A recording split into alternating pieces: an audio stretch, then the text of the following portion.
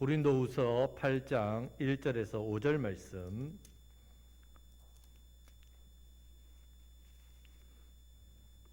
고린도후서 8장 1절에서 5절 말씀을 제가 봉독하겠습니다. 형제들아, 하나님께서 마게도냐 교회들에게 주신 은혜를 우리가 너희에게 알리노니, 환난의 많은 시련 가운데서 그들의 넘치는 기쁨과 극심한 가난이 그들의 풍성한 연보를 넘치도록 하게 하였느니라.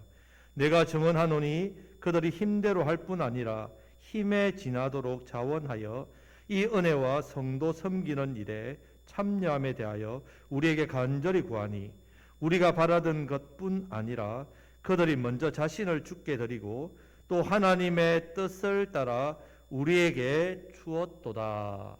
아멘. 그동안 우리가 계속해서 성령의 열매에 대해서 함께 말씀을 나누고 있었습니다. 자, 오늘은 이제 구체적인 어떤 열매에 대해서 이 부분에 대해서는 잠시 멈추고 다시 한 번 더, 그러면 왜 저와 여러분들에게 하나님께서 성령의 열매를 맺고 살아라 그렇게 말씀하시는지 그 이유에 대해서 다시 한 번 더 말씀을 통해 살펴보고자 합니다. 우리가 열매 하나하나 따지다 보면 또 이 열매 하나에 하나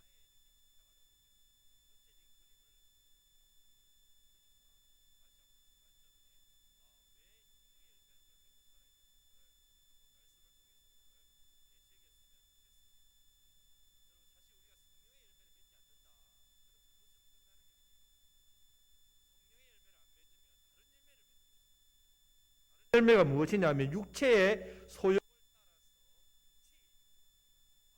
제 열매를 맺는다고 했습니다. 그럼 여러분, 제 열매를 맺게 되면 내 삶에 어떤 일이 일어나겠습니까? 요한복음 10장 10절 말씀해 보면 이 부분이 나옵니다. 도둑이 오는 것은 도둑질하고 죽이고 멸망시키는 것뿐이요. 바로 우리 인생이 도둑질 당하게 됩니다. 마귀로부터, 죄로부터 우리의 인생에 하나님 주시는 이 은혜를 도둑질 당합니다. 죄의 열매를 맺게 되면 결국 멸망당하고 불행하고 빈곤한 인생이 됩니다. 빼앗기니까, 도둑들한테 빼앗기 때문에 그렇습니다. 자, 그렇기 때문에 우리 반드시 성령의 열매를 맺어야 됩니다. 또 성령의 열매를 맺고 살아야 됩니다. 자, 그렇게 해야만 오늘 말씀의 제목처럼 우리가 풍성한 삶을 누리는 그런 삶을 살게 됩니다. 자, 이것이 바로 좋으신 우리 아버지 하나님의 마음입니다. 우리에게 원하시는 마음. 이 마음이 예레미야 애가 3장 33절 말씀에 나옵니다. 다 같이 읽겠습니다. 주께서 인생으로 고생하게 하시며 근심하게 하심은 본심이 아니시로다. 아멘. 우리 아버지 하나님의 본심이 뭐라고요? 우리가 고생하고 근심하고 그렇게 사는 것을 원하지 않습니다. 이어서 나오는 요한복음 10장 10절 말씀, 이 말씀도 다 같이 읽겠습니다. 도둑이 오는 것은 도둑질하고 죽이고 멸망시키는 것뿐이요, 내가 온 것은 양으로 생명을 얻게 하고 더 풍성히 얻게 하려는 것이라. 아멘. 앞부분은 마귀와 죄가 하는 짓거리지만 이어서 나오는 말씀은 반대로 우리 예수님께서 이 땅에 오신 이유가 무엇이냐? 우리로 생명을 얻게 하고 더 풍성히 얻게 하게 하시기 위해서 오셨다고 했습니다. 이것이 바로 저와 여러분들을 향한 아버지 하나님의 본심이란 말이에요. 본심, 마음. 풍성한 삶을 우리가 사는 것. 그럼 여러분, 지금 우리의 삶은 어떻습니까? 풍성하십니까? 아니면 내 마음이 빈곤하고 내 삶이 가난하다고 생각하십니까? 여러분, 이것은 단순히 어떤 물질적인 부분, 단순히 내 마음적인 부분으로만 생각하면 안 됩니다. 부유하다고 해서 풍성한 것이 아니라는 것은 여러분들 이미 아실 겁니다. 경험해서. 또 마음이 편하다고 해서 풍성해지는 것도 아니라는 사실 여러분들 경험해서 아실 겁니다. 하나님께서 주시는 풍성하고 복된 삶이 있다는 말입니다. 이것은 우리가 계속해서 살펴보았던 이 성령의 열매를 맺으면서 함께 얻게 되고 누리게 되는 풍성함입니다. 그래서 그동안 우리가 성령의 열매, 사랑과 희락과 화평과 온유와 오래 참과 절제와 양성과 충성과 이 부분들을 우리가 함께 말씀을 지금 계속 살펴보고 있지 않습니까? 자, 그런 열매들을 맺으면 자연히 풍성한 열매를 통해서 맺게 됩니다. 자, 오늘은 더불어 우리가 이 풍성한 삶을 누리기 위해서 또 어떤 것을 해야 되는지를 오늘 말씀을 통해서 세 가지로 한번 살펴보겠습니다. 자, 먼저는 우리가 풍성한 삶을 누리기 위해서는 반드시 풍성한 은혜를 누려야 됩니다. 은혜가 먼저랍니다. 자, 1절 말씀을 다 같이 읽어보겠습니다. 형제들아, 하나님께서 마게도냐 교회들에게 주신 은혜를 우리가 너희에게 알리노니. 아멘. 자, 고린도 후서는요, 사도 바울이 고린도 교회에 두 번째로 쓴 편지입니다. 첫 번째 편지는 고린도 전서 이렇게 있습니다. 자, 고린도 전서를 왜 썼느냐? 자, 사도 바울이 이 고린도 지역에 가서 고린도 교회를 개척했습니다. 자, 개척하고 나서 그곳에만 머무는 게 아니라 1년 6개월이 지난 다음에 다른 지역에도 가서 교회를 또 세우고 개척을 했단 말입니다. 자, 세월이 좀 지났습니다. 교회 소식이 들리겠죠. 고린도 교회가 이러이러하더라 소식이 들립니다. 근데 그 소식들이 좋은 소식이었을까요?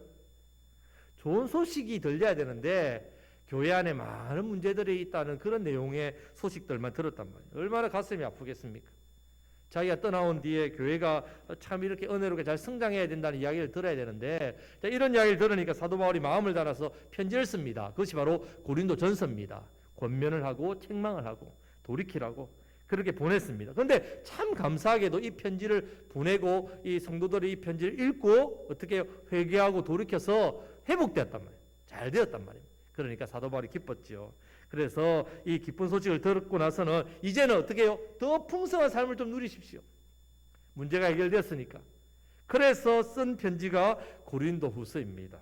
그래서 사도 바울이 이 편지를 보내면서 그러면 풍성한 삶을 살기 위해서 어떤 삶을 살아야 되는지를 그 방법을 소개할 때에 자신이 그 이후에 세웠던 많은 교회들, 마게도냐 지역에 그 교회들이 누리는 그 은혜들, 이 은혜를 전해주는 겁니다. 이 은혜가 이러니까 이런 풍성함이 있습니다. 그래서 이 은혜를 지금 알려주고 있는데 이것이 사도행전 16장, 17장에 이 부분이 나옵니다. 자, 사도행전 16장을 보면요, 사도 바울이 이제 또 다른 곳에 전도 여행을 떠서 교회를 세우고자 하는데 마음은 어디에 있냐면 아시아 쪽에 있었습니다. 그런데 성령님이 밤에 나타나셔서 아시아 쪽이 아니라 마게도냐, 지금으로 이야기하면 그리스 지역, 터키 지역 이쪽으로 안대를 소개를 인도를 하는 겁니다. 그러니까 사도 바울이 자기 뜻대로는 아시아를 가고 싶지만 그 뜻대로 하지 않고 성령님 말씀에 순종해서 마게도냐로 가서 복음을 전하고 그곳에서 교회를 세웠습니다. 예를 들면 갈라디아 교회, 빌립보 교회, 에베소 교회, 골로새 교회, 뭐 이렇게 데살로니가 교회, 자, 서신서들에 있는 교회들입니다. 자, 이런 교회들. 자, 그런데 그 지역에는 환난과 박해와 핍박이 너무 심했습니다. 그러다 보니까 오랫동안 사도 바울이 못 머무는 겁니다. 교회를 세우고 잠시 잠깐 어떻게 해요? 또 다른 곳으로 가야 된다. 그렇게 해서 교회를 세우고 이렇게 지역을 떠나고 또 교회를 세우고 지역을 떠나고 함께 동력했던 누가만 남아서 교회를 돌보고 뭐 이렇게 했단 말입니다. 자, 그런데 시간이 지난 뒤에 그 교회들을 다시 방문했더니 자기는 잠시 잠깐 복음 전하고 교회를 섬겼을 뿐인데 교회가 너무 아름답게 성장하고 너무 귀하게 잘 세워졌다는 겁니다. 뿐만 아니라 그곳에 계신 성도님들도 신앙생활 너무 잘하시고 믿음의 열매도 너무너무 많다는 겁니다. 그래서 그걸 보고 고린도 교회를 생각하니까 가슴이 아픈 거예요. 왜? 고린도 교회는 1년 6개월이나 세월 동안 사도 바울이 섬겼단 말이에요. 말씀을 가르치고. 그렇게 긴 세월들을 보냈는데 불구하고 잠시 잠깐 스쳤던 교회보다 못하니까 얼마나 마음이 힘들었겠습니까? 그래서 이 고린도 교인들에게 자, 마게도냐에 있는 교회를 보고 본을 좀 받으세요 하면서 그들에게 있는 풍성한 신앙과 삶을 알려주고 있습니다. 그런데 이 풍성한 신앙과 삶은 어디서 왔느냐? 결국은 풍성한 하나님의 은혜로부터 왔다고 먼저 말씀을 전하고 있습니다. 이 풍성한 은혜를 받았기 때문에 마게도냐 교회와 성도들이 풍성한 신앙과 삶을 누리고 있습니다. 자, 이것을 사도 바울이 전해주고 있습니다. 그러면 마게도냐에 임한 하나님의 풍성한 은혜가 무엇이죠? 지금 오늘 말씀에서는 구체적으로 기록되어 있지 않습니다.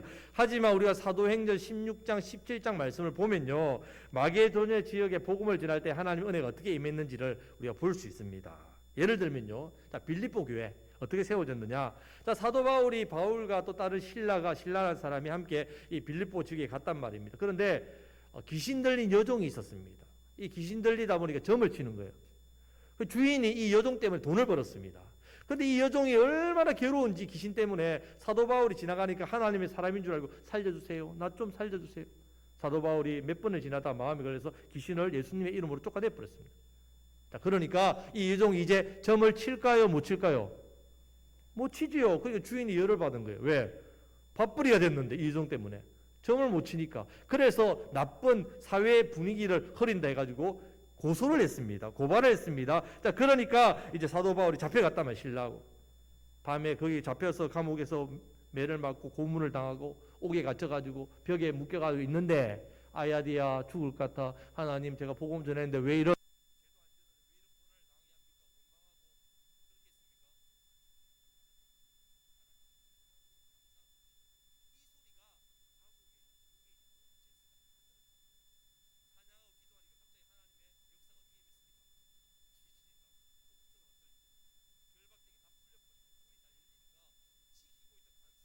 가지고 죄수들이 다 도망간 줄 알고 자기가 이 책임을 다 지려고 자기를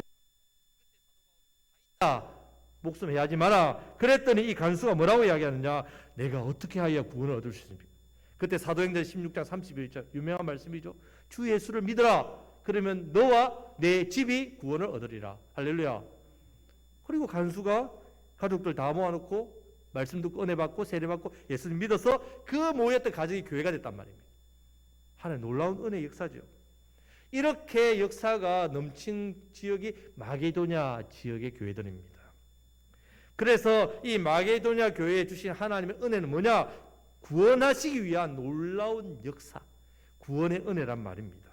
이 구원의 은혜가 강력하게 임하니까 이런 기적과 역사가 풍성하게 임하게 되니까 그것을 직접 보고 경험한 성도들의 삶이 어떻다고요? 풍성해지죠. 그들의 신앙과 그들의 믿음이 풍성해질 수밖에 없다는 말씀입니다. 어느 집사님의 간증을 들었는데요. 이 집사님은 모든 것이 사실은 불편함이나 또 이렇게 뭐 부족함이 없이 평안하게 잘 살았단 말이에요. 자, 그렇게 잘 살았는데 어느 날 소화가 좀 안 되는 겁니다. 가슴도 답답하고 그래서 병원에 이제 가서 진찰을 받았는데 의사가 남편만 오라는 거예요.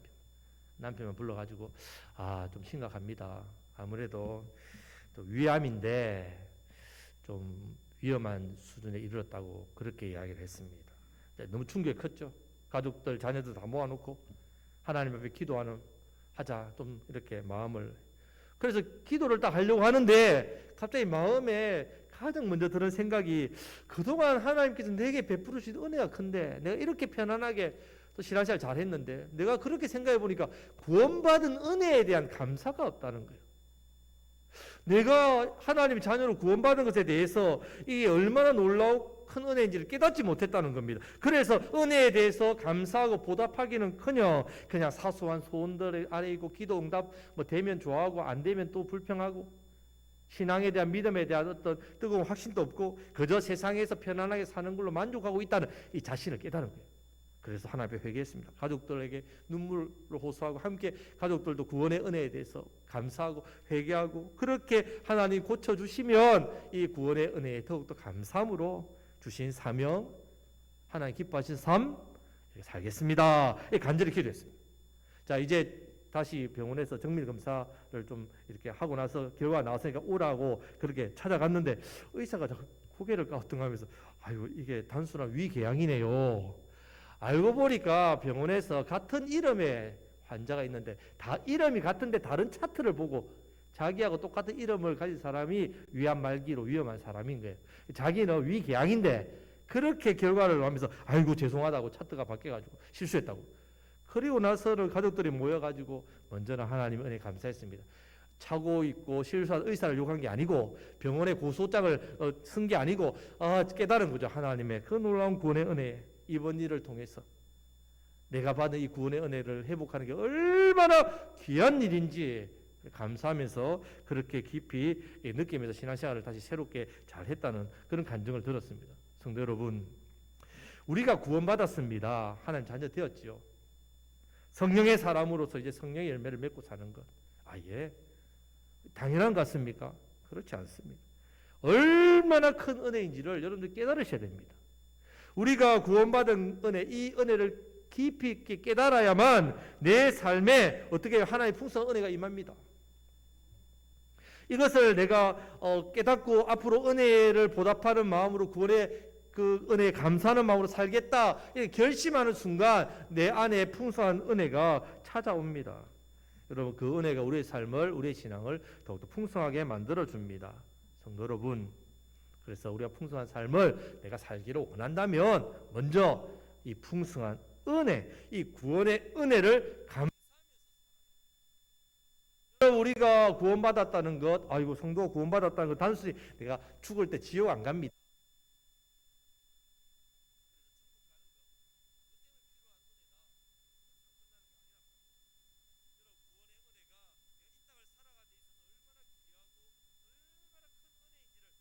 해야 됩니다. 이 은혜가 풍성해져야만 내 삶에도 내 신앙에도 풍성한 하나님의 은혜가 있어서 삶이 풍성해진다는 사실을 여러분 아셔야 된단 말이에요. 풍성한 은혜를 누리기 위해서는 날마다 예수님의 그 십자가의 은혜와 사랑, 이 은혜의 사랑으로 구원받았다는 것을 감사하시기를 축복합니다. 이것이 얼마나 놀라운 은혜인지를 기억하시기를 축복합니다. 날마다 내 입술 가운데 주님 십자가 그 놀라우신 은혜와 사랑 감사합니다. 주님을 사랑합니다. 이 구원의 은혜만으로 족합니다. 내게 이 구원의 은혜를 풍성하게 주셔서 감사합니다. 이 은혜를 기억하며 날마다 우리 입술로 고백하고 기도하고 감사하며 살아갈 때 저의 삶에, 저와 여러분들 삶에 이 풍성함이 넘치도록 임하게 된다. 이 풍성한 은혜로 말미암아 저와 여러분의 삶이 더욱더 풍성해지시기를 우리 주님의 이름으로 축복합니다. 아멘. 자, 두 번째는 내 삶이 풍성해지기 위해서는요, 반드시 풍성한 기쁨을 누려야 됩니다. 바울은 이 풍성한 은혜 가운데 살고 있는 이 마게도냐 교인들이 풍성한 기쁨을 맛보고 있다, 맛보고 살고 있다고 소개합니다. 2절 말씀을 다 같이 읽겠습니다. 2절 말씀입니다. 환난의 많은 시련 가운데서 그들의 넘치는 기쁨과 극심한 가난이 그들의 풍성한 연보를 넘치도록 하게 하였느니라. 아멘. 자, 지금 마게도냐 교인들이 풍성한 넘치는 기쁨을 누리는 이유가 세상적으로 잘 돼서 그렇습니까? 돈을 좀 많이 벌었네요. 좋은 일이 많이 생겼네요. 즐거운 일, 좋은 것, 어디 좋은 데 가서 많이 먹고 즐겼네요. 좋은 집에 삽니다. 좋은 차에. 우리 자녀들이 잘 되고 있습니다. 이런 거 누려서 넘치는 기쁨입니까? 오히려 그들이 뭘 겪고 있다고 지금? 환난의 많은 시련을 겪고 있다고 했습니다. 그럼에도 불구하고 그들은 놀랍게도 넘치는 기쁨을 맛보고 있다고 고백하고 있습니다. 성도 여러분, 우리에게도 사실 세상적인 기쁨 다 있지요. 지금 그것이 잘못됐다는 말이 아닙니다. 저도 세상적인 기쁨들이 있습니다. 그런 기쁨은 하나님께서 우리에게 주시는 기쁨입니다. 누리라고. 복이죠. 하지만 더 귀하고 더 복되고 더 풍성한 기쁨이 있다는 사실을 우리가 기억해야 됩니다. 물론 세상적인 즐거운 기쁨 좋지요. 성경 말씀을 보면요, 이 기쁨에 대해서 우리가 맛보는 기쁨에 대해서 두 가지로 나뉘어서 말씀을 줍니다. 첫 번째는요, 외적인 기쁨입니다. 외적인 기쁨. 우리 그 사람이 누리는 이런 맛보는 기쁨입니다. 우리가 바라는 소원들, 또 우리가 원하는 일들이 이루어졌을 때에 맛보는 기쁨들입니다. 좋은 일이 일어나고 또 행복한 일이 일어났을 때 기쁘죠. 자, 이런 것들은 외적인 기쁨이라고 할 수 있습니다. 그런데 기억해야 될 것은요, 이런 외적인 기쁨이나 세상적인 기쁨 한계가 있습니다. 어떤 한계가 있냐면요, 반드시 환경과 상황에 따라서 변합니다. 그것에 너무나도 좌지우지한다는 말이에요. 세상적인 어떤 풍성함들이 있어야만 기쁘란 말이에요. 만약에 내 환경이나 상황이 열악해지면 이 진정한 삶의 풍성한 기쁨을 맛볼 수가 없습니다. 이런 기쁨은 우리의 인생의 환난, 시련, 어려움, 고난, 죄로 인한 고통, 인생의 근본적인 문제를 만나게 되면요, 온데간데 없이 사라지는 것이 이런 외적인 기쁨이란 말입니다. 자, 다른 또 하나의 기쁨은 내적인 기쁨입니다. 내적인 기쁨. 자, 우리 속사람이 맛보는 기쁨을 말합니다. 우리 영혼이 하나님을 만났을 때에 누리는 기쁨입니다. 우리의 속사람이, 우리 영혼이 하나님 말씀을 들었습니다. 깨달았습니다. 그때의 깨달음으로 일어나는 기쁨. 우리 영혼이 기도할 때 하나님께서 내 마음을 만드시고 응답하시고 체험하고 누릴 때 기쁨. 성령의 열매를 내가 맺어갈 때 누리는 기쁨을 말합니다. 이 기쁨이 바로 내적인 기쁨입니다. 그런데 이런 내적인 기쁨이 내 삶을 풍성하게 만들어요. 내적인 기쁨이 풍성한 삶을 살게 만들어 준다는 말입니다. 그런데 놀라운 것은 내적인 기쁨은 이런 외적인 어떤 상황에 아무런 상관이 없다는 말입니다. 내가 편안하고 잘 될 때 오는 때도 내적인 기쁨 맛볼 수 있습니다.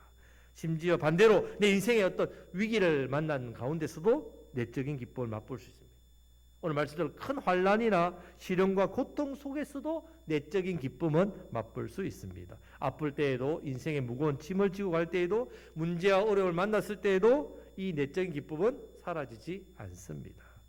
그렇기 때문에 성경 말씀에서는 이 내적인 기쁨에 대해서 소개를 할 때에 우리가 세상의 기쁨과 외적인 기쁨과 헷갈리지 않게 하기 위해서 반드시 고난과 기쁨을 연결해서 우리에게 말씀을 줍니다. 신약 성경에서 무려 21곳에 이 말씀을 줍니다. 그런데 오늘은 세 부분만 간략하게 함께 우리가 말씀을 보겠습니다. 먼저 야고보서 1장 2절 3절 말씀을 다 같이 읽겠습니다. 내 형제들아 너희가 여러 가지 시험을 만나거든 온전히 기쁘게 여기라.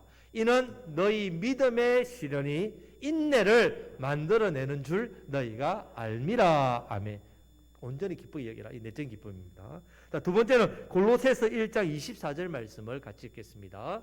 내가 이제 너희를 위하여 받는 괴로움을 기뻐하고 그리스도의 남은 고난을 그의 몸된 교회를 위하여 내 육체에 채우노라. 아멘. 괴로움을 어떻게 한다고요? 기뻐하고. 이때 내적인 기쁨입니다. 자, 세 번째는 로마서 5장 3절 4절 말씀, 이 부분을 다 같이 읽겠습니다. 다만 이뿐 아니라 우리가 환난 중에도 즐거워하나니 이는 환난을 인내는 연단은 소망을 이루는 줄 알미로라. 아멘. 환난을 어떻게 한다고요? 환난을 기뻐한다. 환난 중에도 즐거워한다. 이것이 내적인 기쁨을 말합니다. 자, 이 말씀들이 바로 내적인 기쁨. 지금 사도 바울은요, 마게도냐 교인들이 이런 내적인 기쁨을 맛보고 있다고 고린도 교인들에게 소개를 하고 있습니다. 외적인 기쁨, 세상적인 기쁨, 이런 어떤 세상적인 복, 이런 것들로부터 맛보는 기쁨이 아니라 큰 환난의 시련과 고통 속에도 맛보는 진정한 풍성한 기쁨을 말씀하고 있습니다. 성도 여러분, 풍성한 삶을 누리면서 살고 싶기를 원하십니까? 내 삶이 더욱더 풍성해지기를 원하십니까? 그럼 반드시 이런 내적인 기쁨을 어떻게 해요? 맛보아야 된다. 이 예배를 드리는 가운데 내가 하나님 만났다. 내 안에 이 기쁨이 풍성해진다. 말씀을 듣고 깨닫고 이 말씀에 순종할 때에 이 기쁨이 내 안에서, 내 삶에서 넘쳐나게 됩니다. 내가 하나님을 믿고 의지하겠습니다. 간절히 기도하고 내 힘든 상황과 내 기도의 손을 하나님 앞에 간절히 아뢰 때, 그 기도할 때에 내 안에 솟는 기쁨, 우리를 풍성하게 만들어 줍니다. 여러분, 무엇보다도 이 풍성한 기쁨을 누려야만 우리의 삶이 풍성해집니다. 풍성한 기쁨을 누리시기를 축복합니다. 지금 코로나 때문에 우리 얼마나 답답합니까? 코로나 때문에 얼마나 어렵습니까? 또한 뭐 생업도 그렇고 기업도 그렇고 우리의 삶도 그렇고 교회 활동도 그렇지 않습니까? 성도의 교제, 또 말씀을 함께 배우고 또 전도도 하고 봉사도 하고 같이 우리는 맛있는 식사, 이제 다 까먹을 것 같습니다. 뭘 먹었는지. 그만큼 막 기대가 되고 기다려지는 게 함께 식사 교제 나누는 것, 우리 얼마나 좋은지. 자, 이런 부분들 우리가 정말 지금 못 누리고 있지 않습니까? 인생의 크고 작은 문제들, 참 신앙과 또 믿음 중에 환난이나 육체의 질병이나 고통, 또 우리 교회 연로하신 두 어르신이 지금 또 몸이 안 좋으셔가지고 또 입원해 계시고 치유받고 계시고, 자, 이런 육체적 고통, 아픔이 있습니다. 고난 중에 어려운 가운데 여러분 이런 상황에 놓여 있다 하더라도 여러분 오히려 이런 가운데 더 큰 기쁨이 있다는 것, 내적인 기쁨 누리시기를 축복합니다. 이 내적인 기쁨을 통해서 내 삶이 더욱더 풍성하게 되기 때문에 내적인 기쁨을 잃지 말고 더욱 풍성한 기쁨을 맛보며 살아가심으로 저와 여러분들의 삶이 더욱더 풍성한 삶이 되시기를 주님의 이름으로 축복합니다. 아멘. 자, 마지막 세 번째는요, 내 삶이 풍성해지기 위해서는 풍성한 헌신, 풍성한 섬김을 내가 손수 실천해야 됩니다. 자, 사도 바울은 이 풍성한 은혜, 풍성한 기쁨, 이 맛보고 있는 이 마게도냐 교인들에게 뭐가 있는지를 소개하냐면 풍성한 그들의 헌신과 섬김이 있다고 소개하고 있습니다. 자, 2절 뒷부분을 보면 극심한 가난이 그들의 풍성한 연보를 넘치도록 하게 했다. 이렇게 말씀하고 있습니다. 자, 이것을 보면 지금 마게도냐 교인들의 삶의 수준, 형편 어떤지 알 수 있습니다. 극심한 가난.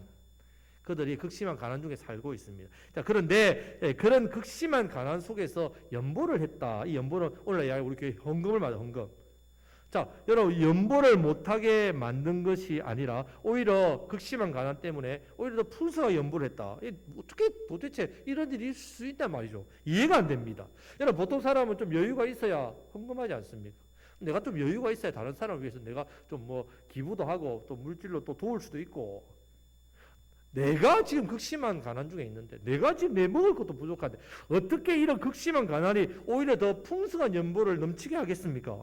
말도 안 되지 않습니까? 자, 두 가지로 볼 수 있습니다. 첫 번째는요, 그들이 이 풍성한 은혜를 받고 풍성한 기쁨을 누렸기 때문에, 그래서 풍성한 삶을 살고 있기 때문에 이 부분을 가능했다는 말이에요. 자, 이 부분에 대해서 3절, 4절 말씀은 사도 바울이 증언을 합니다. 3절, 4절 말씀에서 다 같이 읽겠습니다. 내가 증언하노니 그들이 힘대로 할 뿐 아니라 힘에 지나도록 자원하여 이 은혜와 성도 섬기는 일에 참여함에 대하여 우리에게 간절히 구하니. 아멘. 자, 지금 풍성한 은혜와 삶을 누리니까 이들이 이런 섬김과 이런 헌신을 할 수 있다는 말입니다. 자, 그렇기 때문에 여러분, 헌신과 섬김은 물질로 하는 게 아닙니다. 반드시 은혜를 받아야만 합니다. 내가 은혜를 받아야만 섬기고 헌신하고 내 자신을 희생할 수 있습니다. 억지로 사람들에게 보이려고 하면 금방 표가 납니다. 내 힘으로 하려고 하고 내 가진 것으로 하려고 하면요, 반드시 시험 듭니다. 반드시 은혜로 하시기를 축복합니다. 자, 두 번째는 이 극심한 가난 상태에서 드리는 것을 하나님께서 가장 귀하게 보셨다는 겁니다. 그래서 하나님께서 이것을 풍성한 연보라라고 인정해 줍니다. 한번 생각해 보십시오.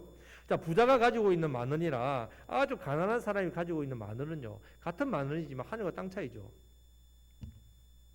하나님께서 이것을 똑같이 보고 계시지 않는단 말입니다.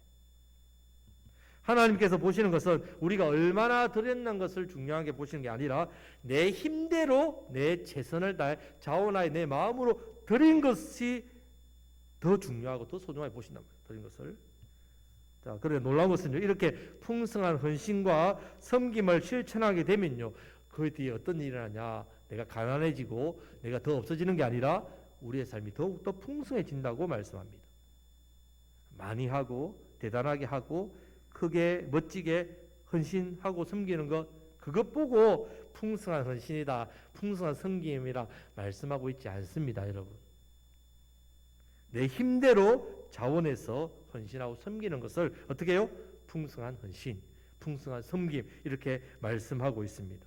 여러분, 풍성한 헌신과 풍성한 섬김을 실천하심으로 저와 여러분의 삶이 더욱더 풍성한 삶을 누리시기를 우리 주님의 이름으로 축복합니다.